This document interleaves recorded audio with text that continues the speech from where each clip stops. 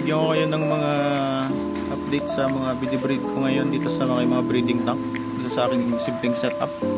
Una itong Choco Marble Balloon Molly. Na-produce naman ako nito. Marami-rami na rin. Kaso karamihan na lumabas nito is long body. So far okay naman.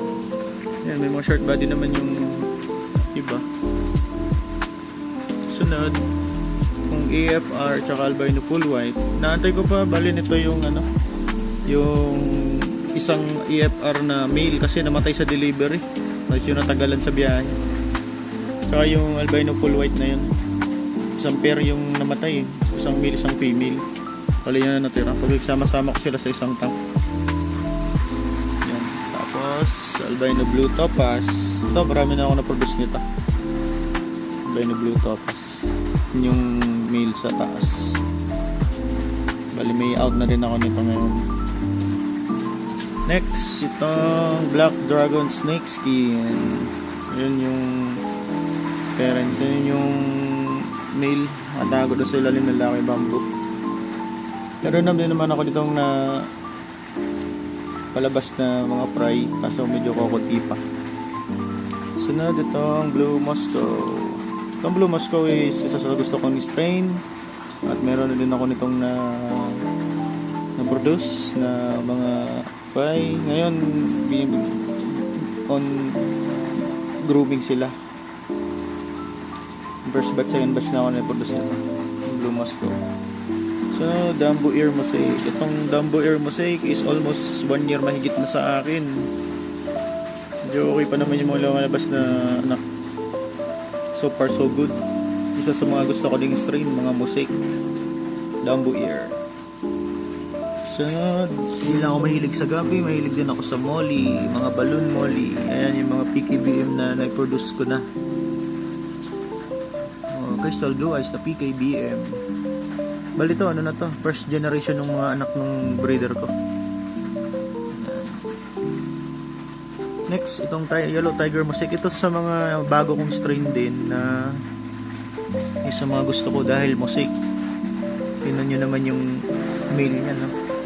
Parang snake skin yung body. May pattern.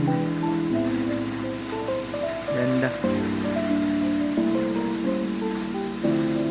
Sunod, itong mga male na feeder, tapos may isang full gold dahil dati yung nag-breed ako dito ng full gold, namatay nga lang yung mga female, pero may na-produce na din ako nito, nasa mga growth sa reptab feeder, tsaka full gold, nagsama ko lang sila.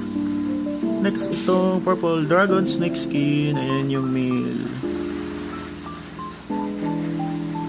Bali, buntis na naman yung female nya. Anytime soon manganganak na ulit yan.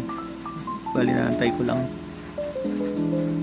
Sana maraming i-drop. Purple dragon snake skin.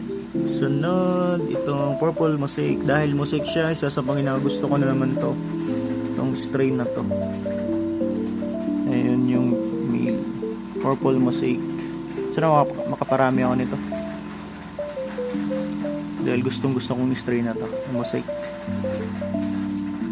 Yan yung male. Yan.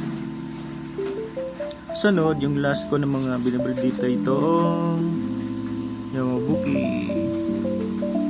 Gusto ko dito straight ito, gawa ng gold na gold yung kulay. Ito naman tipid lang to mag-drop eh. Tapos ito sa baba, sa batya may binibreed ako ng long pindanyos. Wala pa, tinatry ko pa lang i-breed. Sana itlog. Tapos ito naman sa baba, sa 12 gallons ko, ito yung mga first generation, second generation na anak ng